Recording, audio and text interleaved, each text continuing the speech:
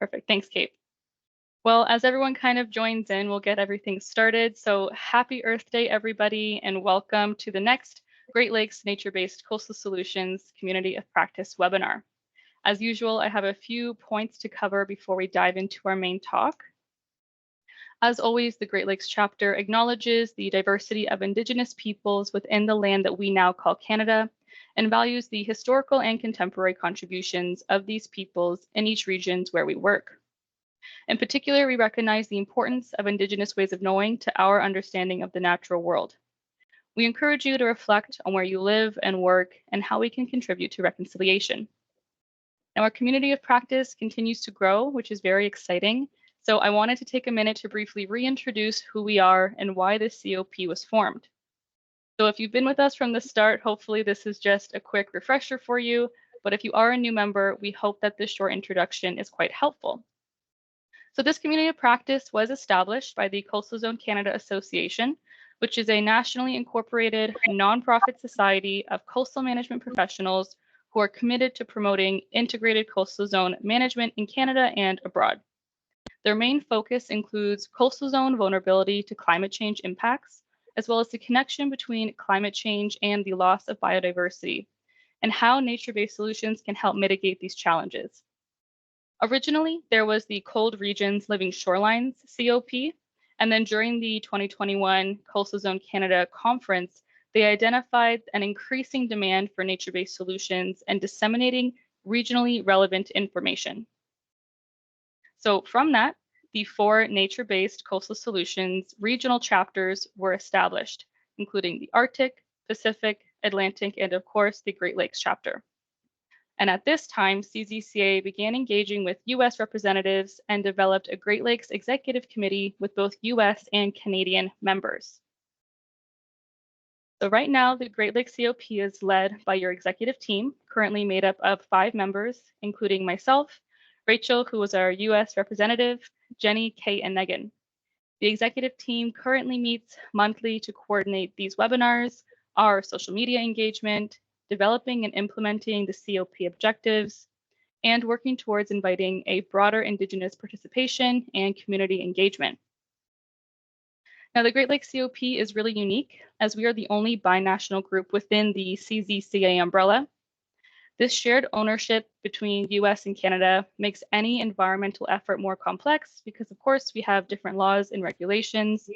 There is this shared responsibility in the upkeep and the health of the Great Lakes, and of course, the difference in funding and resource allocation.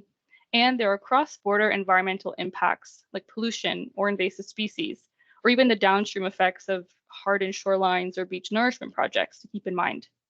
The Great Lakes are a very complicated system and of course don't adhere to any of those political borders. So it's very necessary to navigate all of these interconnected factors when we're trying to improve the uptake of successful nature-based solutions within the Great Lakes. All of this to say, we are looking to increase our executive committee. Specifically, we would like to improve our US representation on the executive team, but we of course welcome anyone interested on the Canadian side as well. If this very brief introduction did not provide you enough information, or if you have any questions, please feel free to reach out to our email or LinkedIn and we can continue to chat further. Maybe I'll just ask someone from our executive team to pop our email and LinkedIn links in the chat so everyone can have access to that. And if you'd like to express your interest in potentially joining the executive team, please feel free to reach out. Now that I've gotten all of the housekeeping out of the way, I'd like to introduce our main speaker for today, Dr. Jennifer Miller. And following the presentation, we will have time for questions. So you're welcome to either pop your questions in the chat or wait until the end to raise your hand and I can call on you to ask those directly. So without further ado, Jen is a seasoned expert with 25 years of experience in addressing Great Lakes environmental challenges. Her work spans a spectrum of issues, including sediment management, beneficial use of sediment, and engineering with nature projects. She focuses on the intersection of navigation and coastal resiliency with a particular emphasis on maximizing the beneficial use of sediment within the nearshore littoral zone. And with that, Jen, I will pass it over to you for the main act of today. All right, thank you. I'm going to turn off my camera and pull up my slides here. So just a moment while I do that.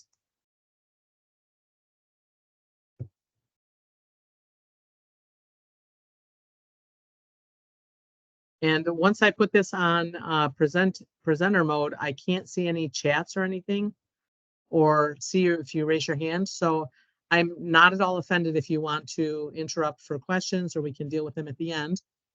So today I'm going to talk about navigation and the connection to coastal resiliency. I'm an environmental engineer, and I work a lot on sediment projects. That's my favorite topic. And so today I'm going to talk about the Corps of Engineers NAV mission and sediment beneficial use and what's limiting it. So let's first start talking about dredging. I'm work for the Corps of Engineers in the US, so I'm focused on the US side, but a lot of what I'm going to say pertains to various portions of Canada also. Navigational maintenance is one of the Corps of Engineers' oldest missions, more than 225 years of navigational maintenance. And in the Great Lakes, that's still more than 200 years of navigational maintenance. It's something we've been doing for a long time. All the blue and red dots are what we call projects. They're harbors and channels that are maintained by the US government. And these are divided into shallow and deep draft by the Corps. A lot of people talk about recreational versus commercial, but in fact, every one of these harbors has an economic justification. And they do range in size from very shallow channels, 6 feet or so, and very small subsistence harbors, or harbors that support subsistence communities, to larger but still small harbors that support recreational harbors and tourism, commercial fisheries, all the way up to the very large industrial harbors that we know. This Hey, is the Jennifer. Great Lakes is the longest navigation system in the world. It's a huge, significant Jennifer? feature. Yes? Sorry to interrupt. This is Rachel Franks Taylor, and we're still seeing what looks to be you're not in presentation mode yet, and it appears to still be on the first slide. So I don't know if maybe you'd be willing to Okay. try one more time. Yes. Let's try this again. Sorry about that. Thank you for letting me know. Yeah, sure thing. So we shall try and share this also.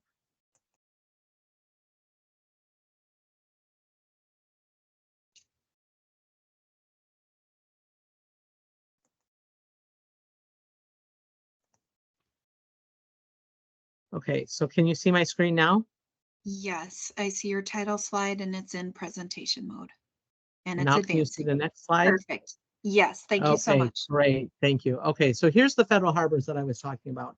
There's more than 140, and this is a really large navigation system. And the reason that we maintain this is for economic.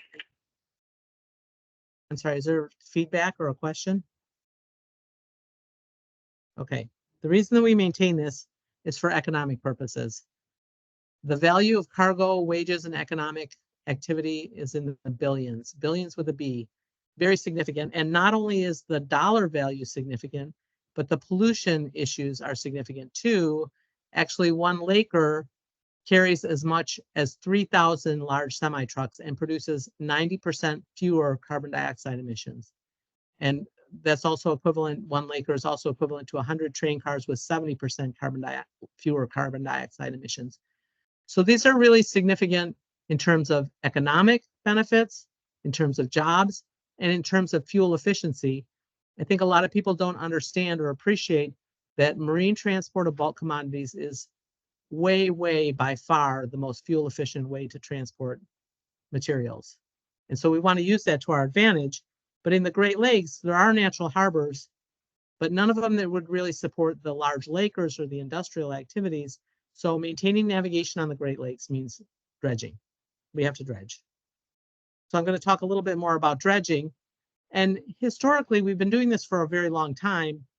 And frankly, sediment was never the issue. The focus has always been on dredging. We need to maintain the harbors, and sediment, what we do with it, is always an afterthought.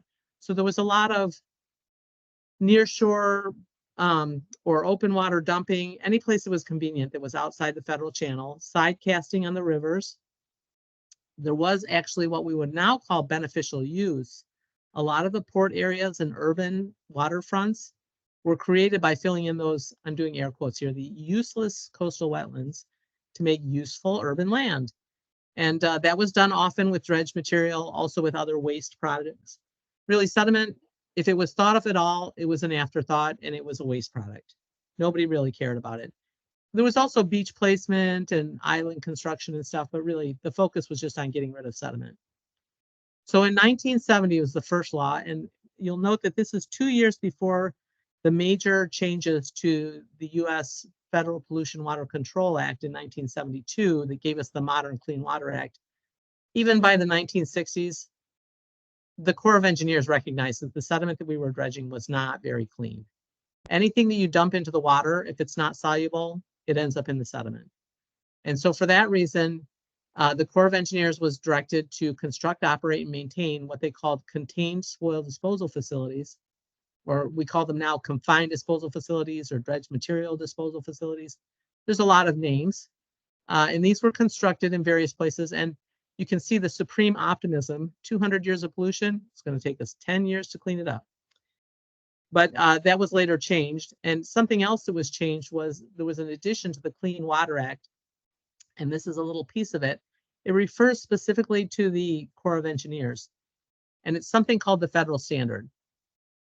It's a longer set of requirements for the Corps of Engineers, but the piece in red is what everybody gets stuck on.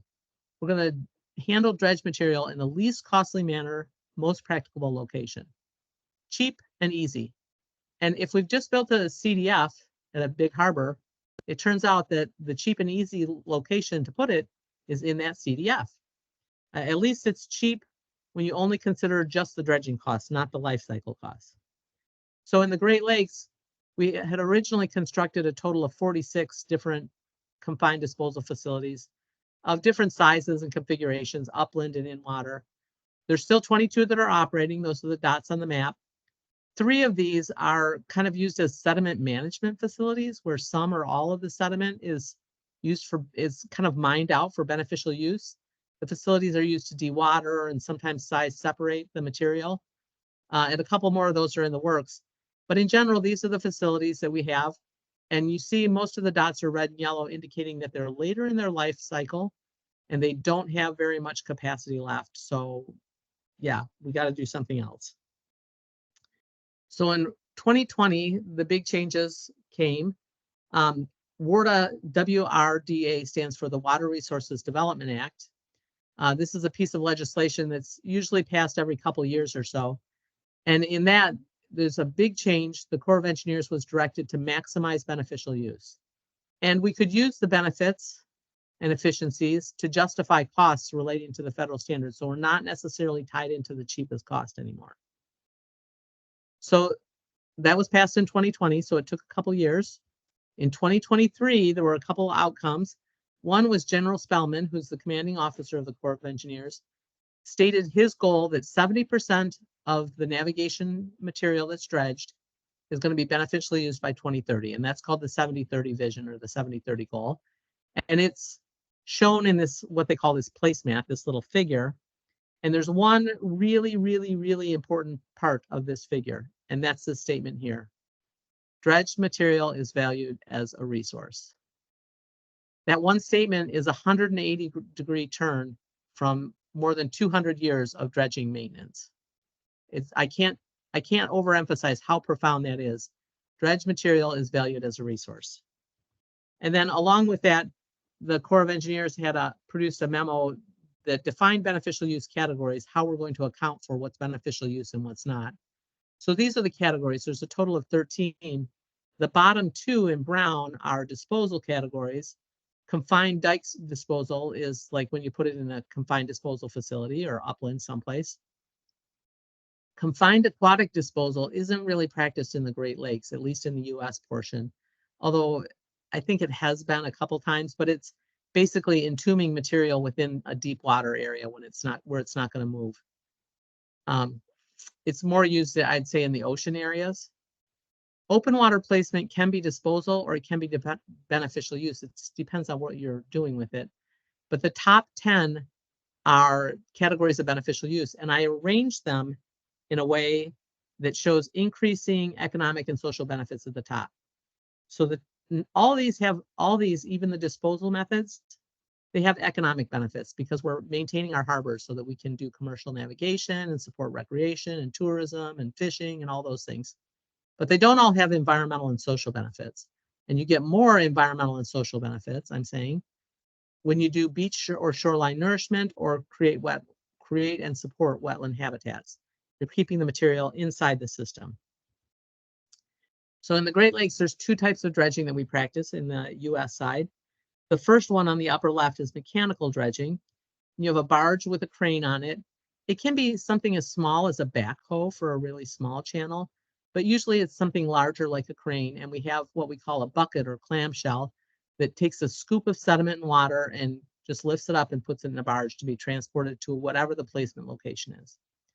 And then we have hydraulic dredging on the bottom right. And on the far right side, you see a cutter head, something called a cutter head. And that's basically like an egg beater. You're going to fluidize the sediment and water mixture, and it gets sucked into a pipeline. It can be pumped for long distances. It can be pumped for miles or so, especially if you have booster pumps. There's other kinds of dredging and other kinds of equipment, but these are basically what's all used in the Great Lakes. So just to make sure we're on the same page, sediment doesn't stay where you put it. I think a lot of people view the coastline as static, but it's really not static, and sediment doesn't stay. It moves all the time, and it moves in response to the wave direction. And because the Great Lakes are shaped very irregularly, it means that the sediment moves in all different directions because the waves move in all different directions. And sometimes they have a seasonal changes, or they can change, depending on weather conditions. But in general, sediment gets moved, it gets pushed towards shore and washes back from shore, and it tends to move in this like angly kind of condition. And we can see this from aerial photos. This is a aerial photo of Two Rivers Harbor in Wisconsin, and you see kind of parallel lines in the water, like yellow shallow lines, and those yellow shallow lines are sandbars. And in this picture, the sediment would move from the bottom left-hand corner, and it washes towards the harbor where we've created a hole by dredging, and the sediment falls into the hole. But otherwise, if we didn't have the harbor there, it would just continue on moving up this shoreline onto the other side. So what we do is then dredge and put it on the shoreline on the other side. So I want to change subjects a little bit and stop talking about sediment a moment. Engineering with nature is what the Corps of Engineers calls the intentional alignment of natural processes and engineering processes. So this is an important concept that I think, again, maybe people don't really recognize. There's two ways to solve any human problems that we have, or more than two ways probably, but two approaches. So I'll use like flood control, flood risk management as an example. If you have an area that floods, you can build a wall around it, concrete and steel, rocks, things like that. You can make the river stay where you want it and make the water flow within that channel by building tall enough walls. That doesn't recognize the natural processes of the river. The natural processes of the river are that it's going to move all over the place. It's going to overflow into floodplains at some points. So if you want to work with nature, you recognize that there's a floodplain, and maybe you still have to put walls or berms in some places where you've got low level areas, but you design your system to let the river go where it wants to, and you plan for it to overflow because that's what it wants to do. That's what it's going to do regardless. So when you combine the natural and the engineering processes, you can more efficiently and sustainably deliver your benefits. And that's what we're going through with engineering with nature. And so when I say sustainability, I mean it's that sweet spot between economic benefits, but also social and environmental benefits. When you have all of these working together, that's when you have something that works now and hopefully works into the future. You're recognizing the natural processes, but you're getting the social benefits and the economic benefits that humans need to keep these systems going. So beneficial use of sediment can be one of these sustainable approaches. The picture in the upper right-hand corner is of a report that came out last year. PIONC is the International Dredging Association, and they're talking about beneficial use of sediment for sustainable infrastructure projects.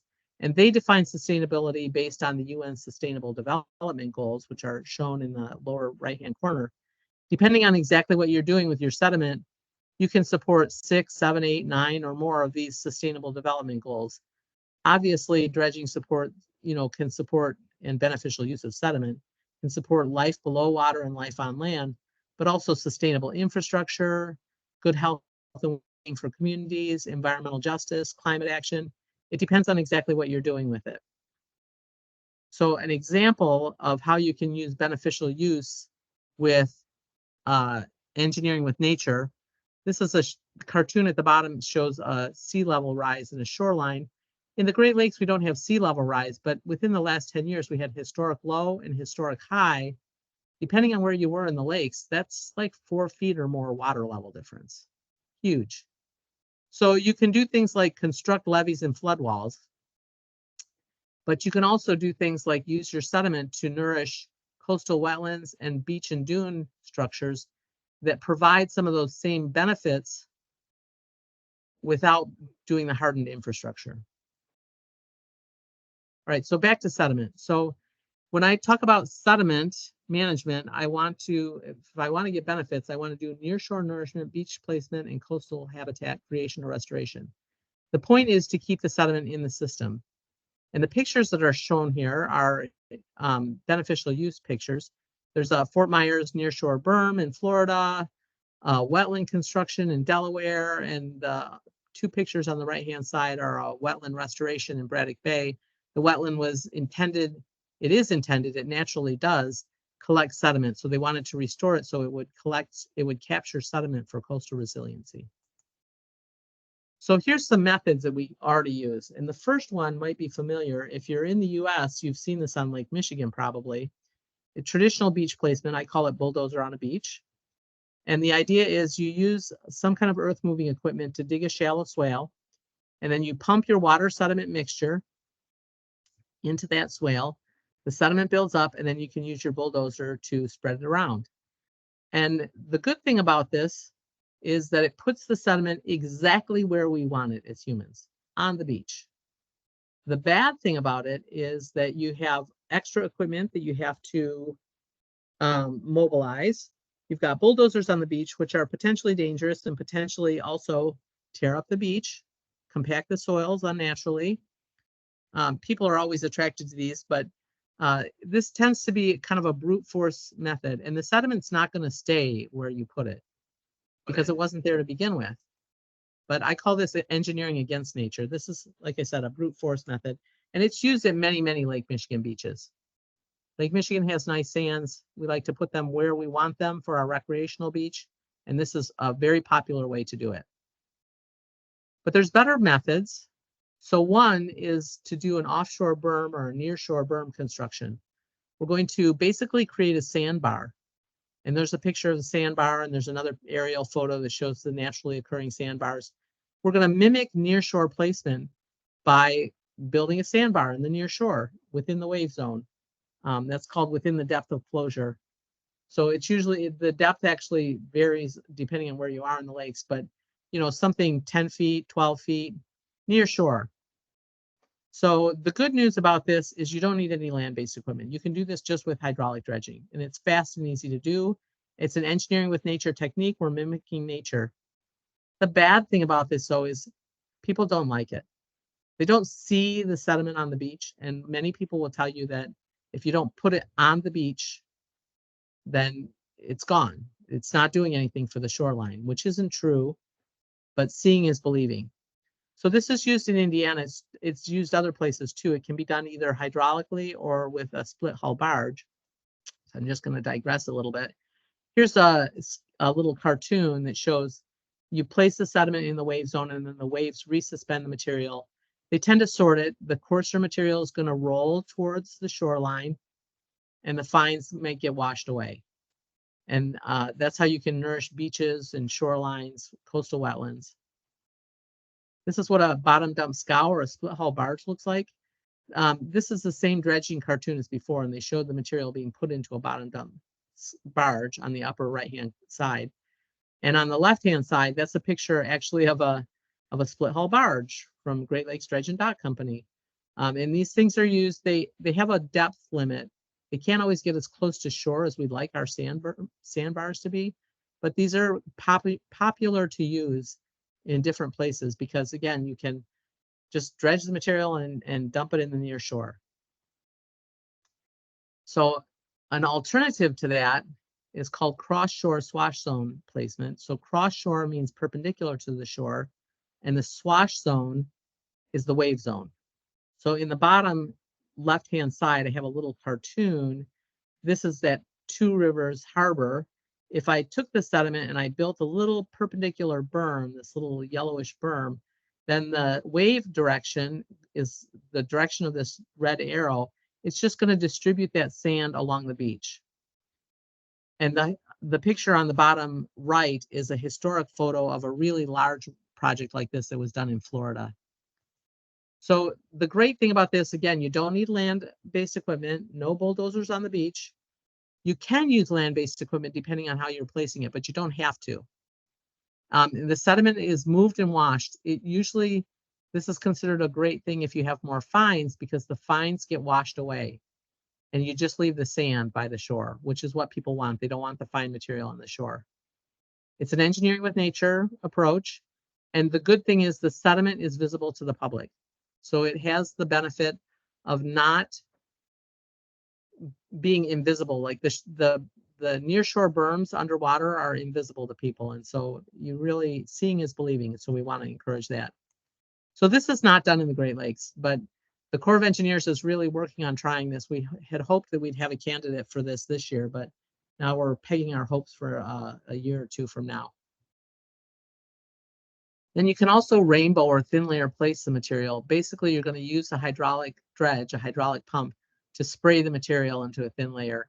And the good news about this is you can put sediment a little ways in, further than you can get it with your equipment. And this is used for sediment nourishment some places because it mimics, you can put like just 6 inches, say, of sediment to mimic sediment washing in, say, by a storm. So you're going to raise the sediment level, but not totally kill all the vegetation by burying it. So the pictures that I'm showing here, the top one is Kenosha, Wisconsin.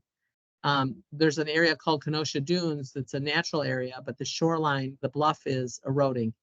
And at some point in the past, somebody had tried to create a revetment, they call it, some rocks in the water to prevent erosion, and they didn't stop erosion. And so they couldn't get equipment in from the land-based side because nobody wanted bulldozers driving through the natural area. And we couldn't get equipment in from the water side because the random rocks in the water, they've all shifted and moved by now. So the contractor kind of sprayed the material behind the rocks. And the sediment washed away from this area, but it was there for a couple months, and it really helped prevent the bluff from eroding that summer. And then the water levels dropped, and so there was less erosion. So it did serve a great purpose, even though the sediment didn't stay the whole time. The other bottom picture is Interstate Island, and I have some more pictures of that coming up. So to build a coastal wetland, this cartoon shows mechanical dredging. If you're a long ways away from your source and where you want to put it, you can mechanically dredge, put the material on a scow, ship it over to an offloading facility, and basically use a hydraulic dredge to pump the material to rainbow it or distribute it however you'd like to. There's several options. So that's another way that you can nourish the shoreline. So you can also do island creation, and there are naturally occurring islands. The top 2 photos are of Interstate Island. There had been an island there apparently originally that washed away. So the Corps of Engineers used dredged sediment to reconstruct this island. The bottom left-hand corner is an island complex in Pig's Eye Lake in Minnesota. It's a backwater of the Mississippi River. And again, that was dredged material. These both were or will be planted. And then the bottom right-hand side is Cat Island that many people have heard of.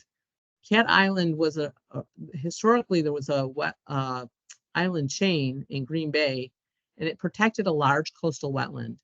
And the island chain washed away, probably partly at least due to human activities. And when the island chain washed away, it left the coastal wetland unprotected, and the coastal wetland washed away. So the idea is to reconstruct the island chain. And in this case, it's got an armored backbone. It has this backbone of rocks to help keep it. And they're kind of U-shaped. So the back has a hydraulic connection with the lake. And now that the Cat Island is constructed and is being filled in, the island's themselves create lots of habitat, and there's plans to reconstruct the wetland complex that's behind it. But I hate to use Cat Island as an example sometimes because everything doesn't have to be armored. When you armor and create this backbone of rocks, it's very, very expensive. It's necessary perhaps in some wave environments, but it's not exactly the natural shoreline that we'd like. In this case, this island chain makes it possible for another piece of shoreline to be restored in a natural way. So those are all things that we could do and should do and do in some circumstances, but we don't do 70% of our harbors. We do maybe 30% of our harbors for beneficial use. So what's limiting it? And the first thing is the toxic sludge attitude. Many people, and especially among the public, but also among other government agencies, believe that sediment is contaminated and is unsuitable for any beneficial use. And there are a number of harbors that are very contaminated. My favorite poster child is Indiana Harbor, where the sediment looks like black tarry stuff. But that's not most of those 141 harbors that I showed you. In fact, most of them have never been contaminated to an appreciable degree or at all. And even the ones that were contaminated, a lot of them have been cleaned up. So it's really a minority of number of harbors that have sediment that's unsuitable. We test our sediment beforehand, but facts don't always trump people's attitudes. There's also an issue with turbidity and in general, a regulatory reluctance to place sediment in water due to water quality concerns. Many people equate turbidity with pollution, and if they see a turbidity plume, they believe that it's going to wipe out fish, smother eggs, smother vegetation and mollusks. It's going to do all kinds of bad things. In fact, if you go out to the lakeshore, any one of the Great Lakes, on a windy day, you'll see that it looks like chocolate milk. The amount of turbidity added by our dredging activities and in-water placement is very small and short duration compared to what occurs naturally. Of course, we want to work with fish windows and identify resources to protect, but turbidity itself isn't a death sentence, but it's been very difficult to convince people that there's not terrible water quality concerns with in-water placement, and especially that's related to fine-grained sediment. Southern Lake Michigan, where a lot of my pictures were from, it has great sand. Everybody wants the sand on the beach. But in fact, much of the Great Lakes shoreline consists of fine-grained materials. They're already there. So it's kind of silly to be worried about placing fine-grained materials next to a shoreline that's made of fine-grained sediment. But there's a lot of fear about fine-grained sediment, and especially because people don't understand that sediment naturally moves. And that's related to this whole attitude, if it doesn't last 50 years. And this is partly the attitude in the Corps of Engineers. For our other projects, when we construct projects in say, for flood control, for example, or if we're constructing a breakwater for a harbor, we plan for a 50 to 100-year life. It's this attitude that, you know, I'm going to build something and I'm going to make it stay there. And that's the attitude that people have about sediment sometimes and about beaches. I put the sediment there and I want it to stay on the beach. And that's not how sediment behaves. So there's a lot of desire for rocks and armoring, and that really increases the cost, and it's not engineering with nature. It's not a natural shoreline. There are places along the coastline where humans have infrastructure that we want to protect, but that's not all the shoreline, and it shouldn't be our goal to armor everything. And the desire for rocks brings up other lake bottom ownership and management issues. In the US, the Corps of Engineers maintains that it has navigational servitude, that we can place sediment as we want to. The federal government's rights trump real property rights. But that's not totally the case. We can't just do whatever we want to. We have to live with everybody else. And especially if you're trying to build things with rocks or permanent structures, you can't do that without some kind of ownership. So there's a balance between who can do what where, and that always requires discussion and cooperation. Timing and funding are huge issues. The Corps of Engineers dredges every single year. Many harbors get dredged every year or every few years. There's some harbors that get dredged very, very infrequently because of funding issues. But the Corps of Engineers is going to dredge. That's one of our major missions. We always have money to dredge. We're always going to dredge.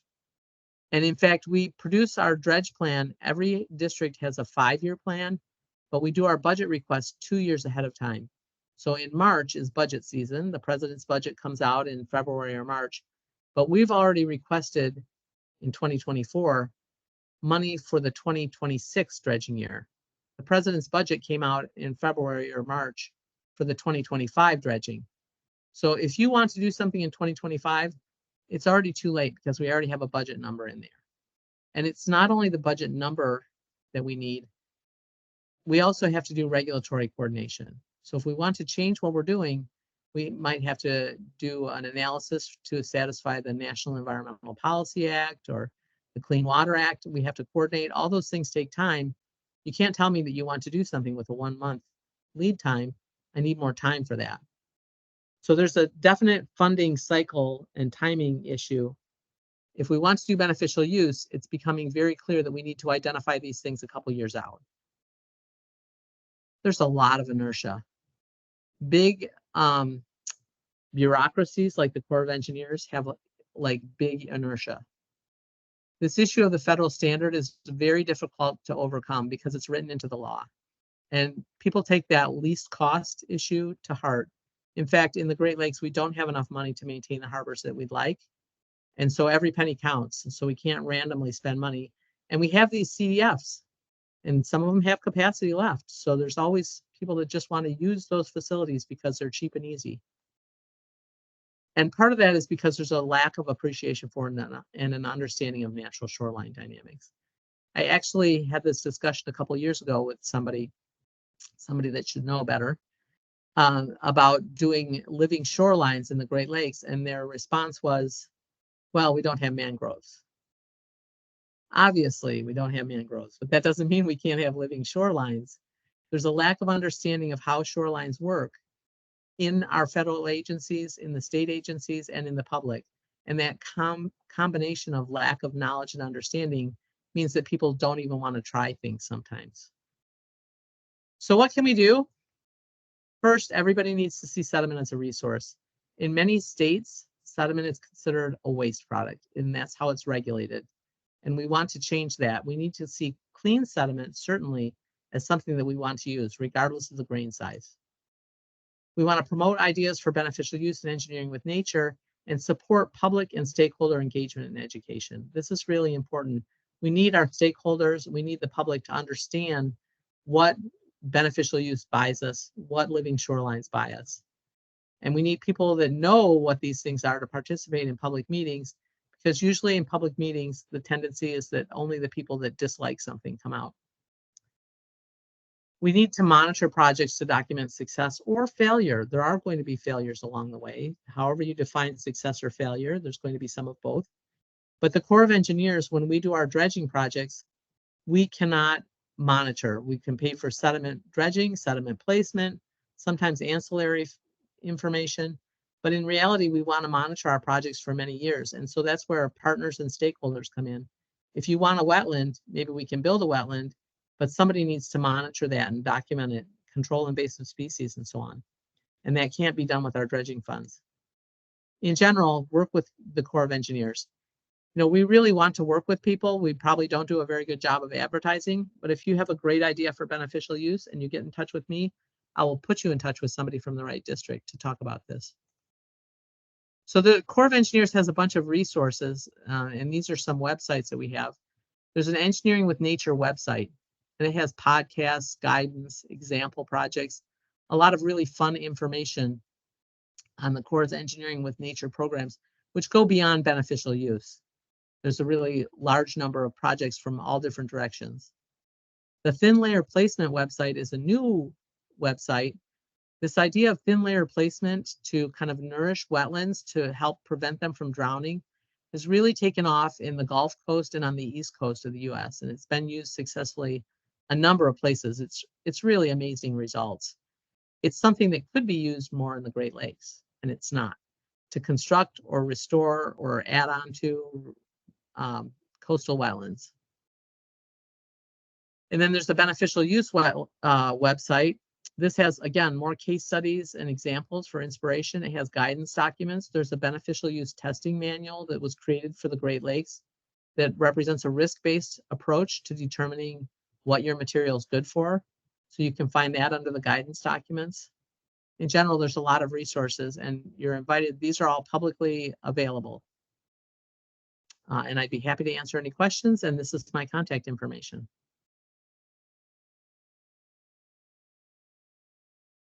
Perfect. Thank you so much, Jen. That was a very insightful and helpful presentation that you shared. I know I have a couple questions, but I'll pass it over to the participants first. If anyone has questions, you're welcome to add them to the chat or raise your hand and we can call on you directly. I know there was a link that was added to the chat from David Clark.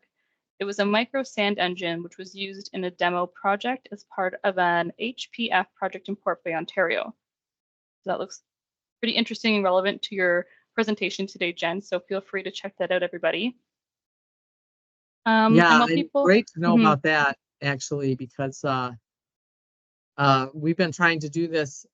The example projects are very large scale, as you say, so that's a great idea to do the micro scale. We're hoping to do more things like that. Awesome. So yeah, thanks for sharing that, Clark. And I do see Pete's hand up. Go ahead, Pete. Good afternoon, everyone.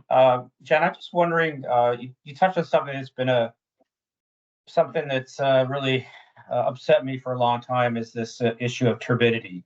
We can't do in-lake placement because of turbidity. And then you mentioned every time the wind blows, the lake turns up millions and millions of cubic meters of sediment, far exceed anything that a placement's going to do. I'm just wondering if you could go a little bit further with that. Have you ever tried to put any evidence together that says, well, when Lake Erie, winds pick up on Lake Erie, you suspend X amount of cubic yards, and then we've got our little project here. We want to place 10,000 cubic yards on the downdraft side of a harbor. So, stop trying to curtail the innovation. Yeah, there should be more information coming out on this, because we did a study last year. We did real-time monitoring before, during, and after dredging and placement at Fairport Harbor. And that is exactly what you show.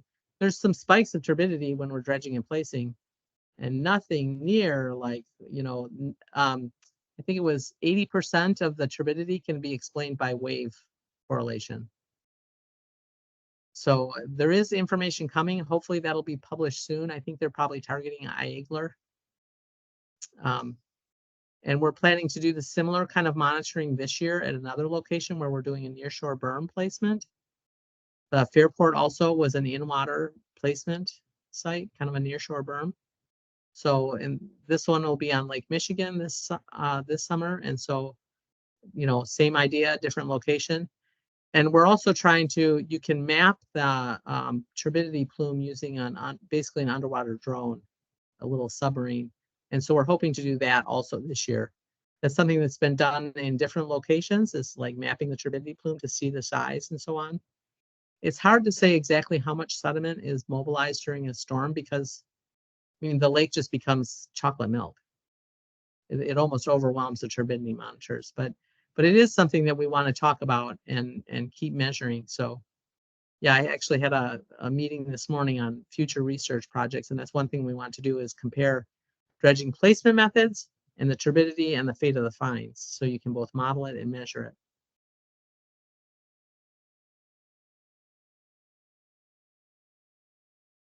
I guess a follow-up, if I could take another one, Brianna. You mentioned the nearshore placement, the berms. How much work are you doing to look at cross-shore transport and timing of that berm placement, so that perhaps you find the best wave climate at a site to encourage the cross-shore transport versus longshore? Because there's some places that have strong gradients where the wrong time of the year you might lose it, and the people that are standing on the beach saying, "I told you it was going to just wash away," might be right. So I think it's a little bit more simple than just putting it out there and hoping it washes on shore. Yeah, usually in most of the places where we do nearshore placement, and I'm thinking mostly in Lake Michigan here, when we do those nearshore berms, what controls our placement timing is environmental windows. For especially for fish and so on. So we can only dredge during different, during certain times of the year, and mostly in the spring we're curtailed from dredging. So we start dredging in July, August, September. And unfortunately, we end up dredging in a few places into like October and November, and you are getting different storms and different environments. I think it's not studied most places because we're still in the attitude that we're just getting rid of the sediment. And even though we're doing it in a better way than throwing it into a confined disposal facility, it's maybe not optimal. So there is some monitoring. Detroit District has some new really cool monitoring techniques that they're looking at to do kind of radar monitoring of the migration of sand. So as we see more of those things, we're hoping to incorporate that into our research too, so we can see better where the sediment is moving. So you can estimate these things. There's something called the sediment mobility tool that you can Google. It's a Corps of Engineers tool. And this is the wave information study to estimate where your berm, which direction it will go. And that's an estimating tool. It's kind of a planning level tool, but it can kind of help inform that. And we use things like that to make sure that we're not putting the sediment, for example, in a place where it's going to go back into the harbor, which I've seen actually. It's a good way to, ensure job stability, but it's not really helpful for the nearshore. So that's the sediment mobility tool. And if you just Google it, there's a web page for it. Yeah. Thank you. Thanks. Thanks for that, Pete. I do see a hand from David Clark. Go right ahead. Hey, this is David with New York State DEC's Great Lakes Program. I guess just to echo, some of the turbidity concerns, and I'm not sure if there's anyone from Buffalo District on, but Buffalo District is doing a CAP 204 beneficial reuse project where they're taking dredge material from the Buffalo River and creating aquatic habitat in the Buffalo Outer Harbor. And it's a great project that has really broad support. It'll be used for over, I think, 3 dredge cycles. But yeah, I mean, turbidity was sort of one of the main concerns by our natural resource program, and so the Corps will be doing some monitoring during the hydraulic placement, which is also a first for us in this region. So yeah, just wanted to throw that out there. Yeah, and the Corps also has a regulatory goal, and sometimes we have trouble convincing our own people that nearshore placement can be a good thing.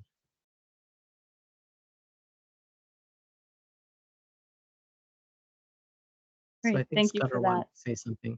Yes, go right ahead.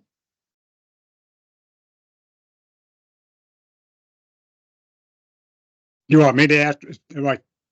Yeah, Oh, sorry, okay. go ahead.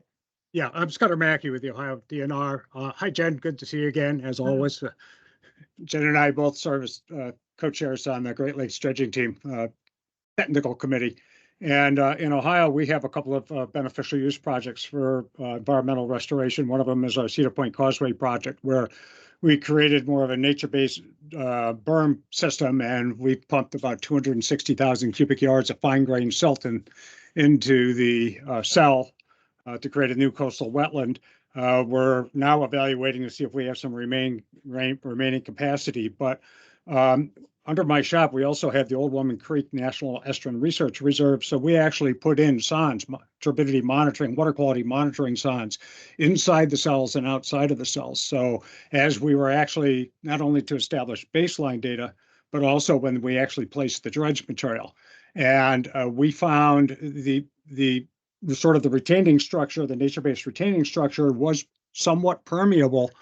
But we saw virtually no increases in turbidity immediately adjacent to the site when we were actually placing the material.